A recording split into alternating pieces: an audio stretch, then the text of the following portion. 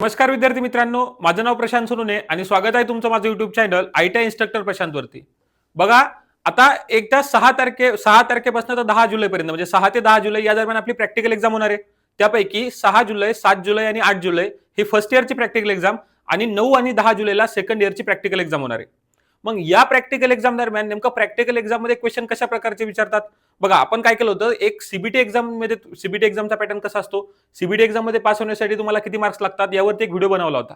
त्यावेळेस मला भरपूर विद्यार्थ्यांनी मेसेज केले होते की सर नेमकं प्रॅक्टिकल एक्झाम कशा प्रकारे होते, प्रॅक्टिकल एक्झाम मध्ये जे क्वेश्चन येतात ते क्वेश्चन कशा प्रकारचे येतात आणि किती नंबर ऑफ क्वेश्चन येतात किंवा किती मार्कासाठी प्रॅक्टिकल एक्झाम होते, या सगळ्यांच्या बाबतीत आपण आजच्या व्हिडिओमध्ये काय करणार, डिस्कस करणार आहे. चला तर व्हिडिओला सुरू करूया. बघा, मी इथं डेमो प्रॅक्टिकल पेपर दाखवलेला आहे. त्याआधी तुम्हाला सांगतो, बघा, सर्वात महत्वाचं, मी याच्या आधी तुम्हाला सांगितलं होतं की तुम्हाला प्रॅक्टिकल एक्झाम मध्ये नाही का टोटल 250 मार्काची प्रॅक्टिकल एक्झाम असते. किती मार्काची प्रॅक्टिकल एक्झाम असते? 250 मार्काची, ज्याला आपण फायनल प्रॅक्टिकल एक्झाम म्हणजे जो तुमचा 6, 7, 8, 9, 10च्या दरम्यानची प्रॅक्टिकल एक्झाम होणार आहे, ही टोटल 250 मार्काची असते. मग याचा काय असते की प्रत्येक आयटीआय मध्ये याचा नाही का पेपर येतो, म्हणजे प्रॅक्टिकल एक्झामच्या दिवशी. मग आता बघा, मी काय केलेलं आहे, हा सॅम्पल क्वेश्चन पेपर आहे. आता हा डिजिटल साईटवरती अवेलेबल असेल, मी तुम्हाला माझ्या टेलिग्राम चॅनलवरती टाकून देईल. सॅम्पल क्वेश्चन पेपर मध्ये बघा कसं येतं, तुम्हाला काय येतं माहितीये का, 3 नंबर ऑफ क्वेश्चन इथे दिलेले. बघा, आता सर्वात आधी बघा, टोटल मॅक्झिमम मार्क्स किती असतात, तर 150 मार्क्स तुम्हाला मॅक्झिमम असतात आणि मिनिमम मार्क्स म्हणजे बघा, सॉरी, टोटल 250 मार्क्स तुम्हाला असतात मॅक्झिमम आणि मिनिमम मार्क किती असतात, 150 मार्क तुम्हाला पासिंगसाठी पाडावे लागतात. तर आता बघा, आपल्याला विचार करायचा आहे 250 मार्काचा. मग 250 मार्कामध्ये बघा, जर तुम्ही बघितलं तर 250 मार्काला तीन क्वेश्चन मध्ये ते डिवाइड करतात. आता या क्वेश्चन इथं जर का तुम्ही बघितलं, जो पहिला क्वेश्चन आहे, या पहिल्या क्वेश्चनला 50 मार्क दिलेले आहेत, दुसऱ्या क्वेश्चनला 80 मार्क दिलेले आहेत आणि नंतरच्या क्वेश्चनला 120 मार्क. म्हणजे बघा, 120 आणि 80 किती झाले, 200 आणि 50 मार्क, अशा प्रकारचं म्हणजे किती सांगितलं, 200 आणि 50, टोटल 250 मार्काचा तुमचा प्रॅक्टिकल पेपर होतो. आता हे जे वेटेज आहे ना या मार्क्स किंवा या एक्झाम या क्वेश्चनचं, हे व्हेरी होतं तुमच्या पेपरनुसार. आता फॉर एक्झाम्पल, पहिला प्रश्न 50 मार्कासाठी येईल, दुसरा प्रश्न 50 मार्कासाठी येईल, तिसरा प्रश्न 150 मार्कासाठी येऊ शकतो. म्हणजे काहीही झालं तरी तुम्हाला जे 3 प्रश्न येतील ना, हे तिन्ही प्रश्न टोटल किती राहणार, 150 मार्काचे राहणार आणि या तिन्ही प्रश्न तुम्हाला काय करावे लागतील, एक्झाम मध्ये सॉल्व्ह करावे लागतात.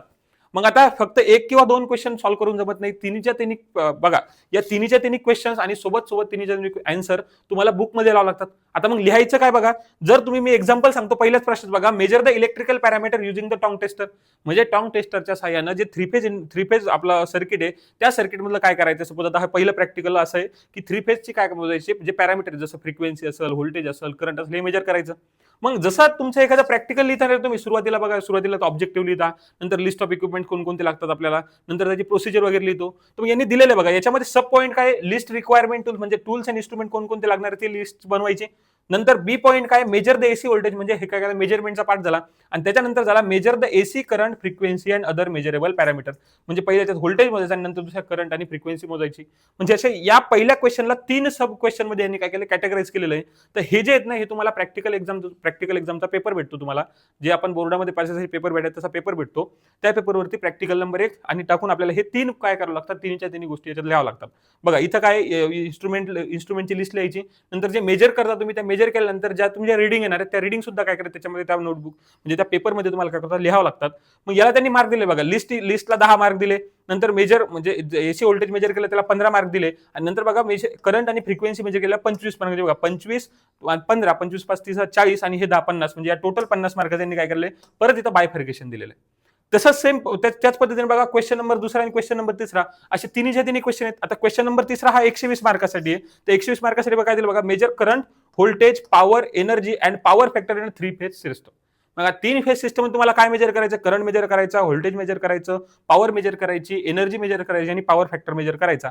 मग तेच सेम, त्यासाठी तुम्हाला कोणकोणते टूल्स लागणार आहेत, नंतर सर्किट डायग्राम तुम्हाला कसे करावं, म्हणजे टूल्सचे कनेक्शन कसे करावं लागतील, तुम्ही मीटर कसे कनेक्ट करणार 3 फेज सोबत, ही सर्किट, म्हणजे बघा, त्या टूल्सला 10 मार्क आहेत, सर्किट डायग्रामला किती मार्क आहेत, 20 मार्क आहेत जर तुम्ही त्याच्यात काढली तर.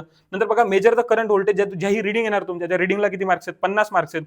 आणि बघा काय, record observation and analyse performance of 3 phase system, याला 40 मार्क्स आहेत. अशा प्रकारे हे सगळेच्या सगळे झाले 120 मार्क. मग अशाच 120 मार्कचं बायफर्गेशन काय दिलेलं आहे, तुम्हाला इथं दिलेलं आहे. मग आता हे असा क्वेश्चन पेपर तुमचा काय होतो, एक्झाम मध्ये तुम्हाला असाच क्वेश्चन पेपर एक्झामच्या दिवशी बघायला मिळेल.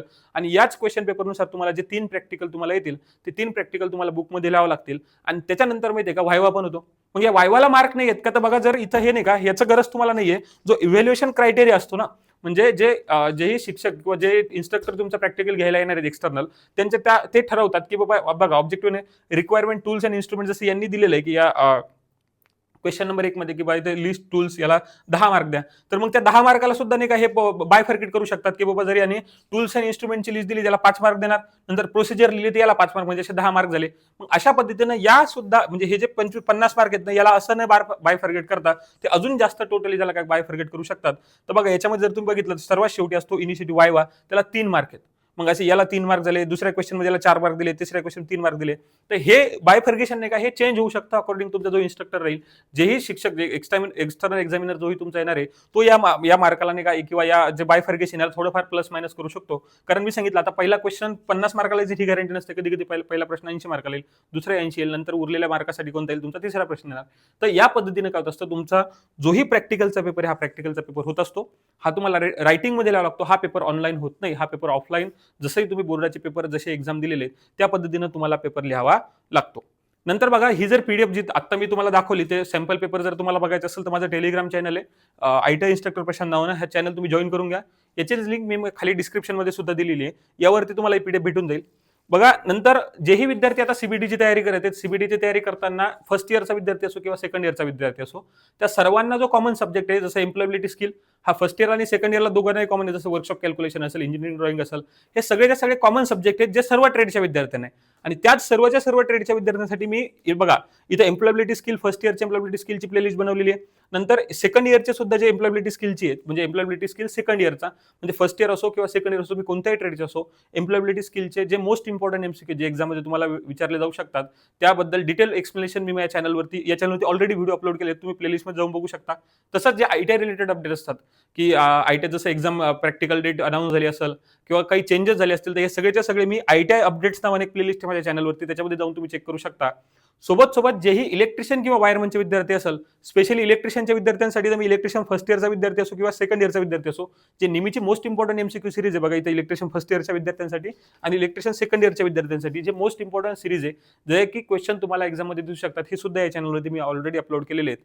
तसंच जर तुम्हाला अजूनही म्हणजे आयटी रिलेटेड अपडेट्स पाहिजे असतील किंवा जेही आपला प्रॅक्टिकल रिलेटेड अपडेट असो किंवा जे सीबीटी एक्झाम रिलेटेड अपडेट असो, हे सगळेच्या सगळे update me IT instructor Prashant म्हणजे याच युट्यूब चॅनलवरती काय करत असतो, शेअर करत असतो. त्यामुळे या चॅनलला सबस्क्राईब करून ठेवा. हा व्हिडिओ जर तुम्हाला आवडला असेल त्या व्हिडिओला लाईक करा आणि हा व्हिडिओ नक्की शेअर करा तुमच्या आयटी मध्ये शिकत असलेल्या मित्रांना, ज्यांनाही काय की ज्या प्रॅक्टिकल एक्झामचा नेमकं कशा प्रकारे प्रॅक्टिकल होती त्यांना माहिती नाही, त्यांच्यासोबत हा व्हिडिओ नक्की शेअर करा. आजचा व्हिडिओ इथे संपला. धन्यवाद.